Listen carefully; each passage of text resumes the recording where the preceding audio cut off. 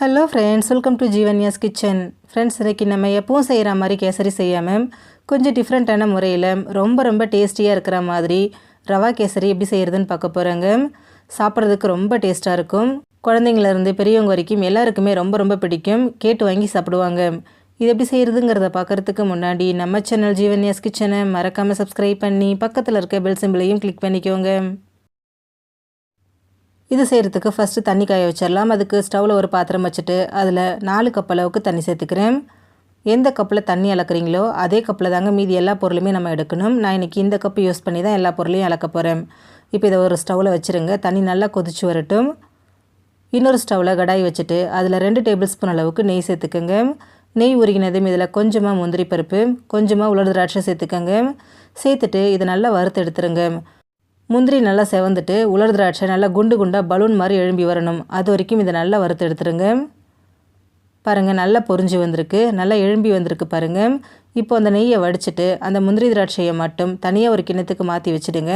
இதை நம்ம கடைசியாக தான் யூஸ் பண்ண போகிறோம். இது அப்படியே ஒரு பக்கமாக இருக்கட்டும். இப்போது அதே நெய்யில் 1 கப் அளவுக்கு கேரட்டு துருவி சேர்த்துக்கோங்க. தண்ணி எந்த கப்பில் அளந்தமோ அதே கப்பில் தான் கேரட்டும் அளந்து சேர்த்துருக்குறோம். சேர்த்துட்டு ஸ்டவ்வை மிதமான தீயிலே வச்சுட்டு ஒரு 2லேருந்து 3 நிமிஷத்துக்கு மட்டும் இதை நல்லா கலந்து கொடுங்க. கேரட் முழுமையாக வேக வேண்டாம். அந்த பச்சை வாசனை போயிட்டு சாஃப்டாகிற அளவுக்கு இதை கலந்து விட்டால் போதும். பாருங்கள், கேரட் நல்லா சாஃப்டாகி வந்திருக்கு. இந்த அளவுக்கு நல்லா நிறம் மாதிரி வந்ததுக்கப்புறமா இதில் 1 கப் அளவுக்கு ரவை சேர்த்துக்கோங்க. வறுத்த ரவை, வறுக்காத ரவை எது வேணாலும் சேர்த்துக்கலாம். சேர்த்துட்டு திரும்பவும் ஒரு 4லேருந்து 5 நிமிஷத்துக்கு ஸ்டவ்வை மீடியம் ஃப்ளேம்லேயே வச்சுட்டு இதை நல்லா கலந்து கொடுங்க. கேரட் முழுமையாக வெந்துட்டு ரவை நல்லா வறுபட்டு வரணும். அது வரைக்கும் இதை நல்லா இந்த மாதிரி கலந்துக்கிட்டே இருங்க. பாருங்கள், ஒரு 5 நிமிஷம் போல் ஆயிருக்கு. ரவை நல்லா வறுபட்டு கேரட் முழுமையாக வந்திருக்கு.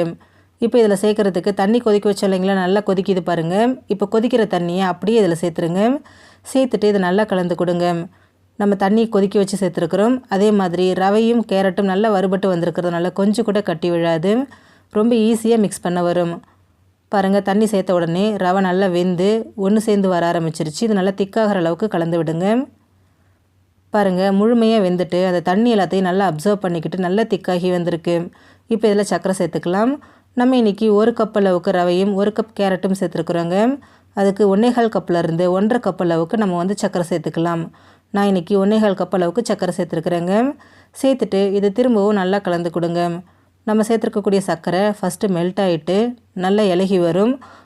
அதுக்கப்புறம் அந்த ரவை அந்த சர்க்கரையை முழுமையாக அப்சர்வ் பண்ணிக்கிட்டு திரும்பவும் நல்லா ஒன்று சேர்ந்து கெட்டியாகி வருங்க. அது வரைக்கும் இதை நல்லா கலந்து கொடுங்க.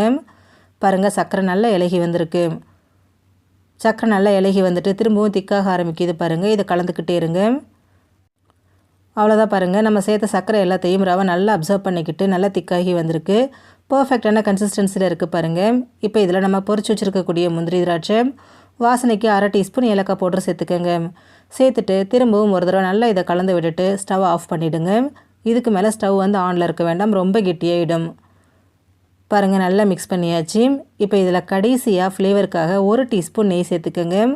கடைசியாக இந்த மாதிரி நெய் சேர்க்கும்போது நல்ல வாசனையாக இருக்கும். சேர்த்துட்டு திரும்பவும் ஒரு தடவை கலந்துட்டு இதை நம்ம சுட சர்வ் பண்ணிக்கலாங்க. அவ்வளோதாங்க, நமக்கு வாயில் வச்ச உடனே கரிஞ்சு போகிற மாதிரி கேரட் ரவா கேசரி ரெடி ஆகிடுச்சு. ஃப்ரெண்ட்ஸ், நீங்களும் இதே மெத்தடில் கேசரி செஞ்சு கொடுங்க. எல்லாருமே விரும்பி சாப்பிடுவாங்க. ஃப்ரெண்ட்ஸ், இந்த வீடியோ உங்களுக்கு பிடிச்சிருந்தா லைக் பண்ணுங்கள், ஷேர் பண்ணுங்கள், கமெண்ட் பண்ணுங்கள்.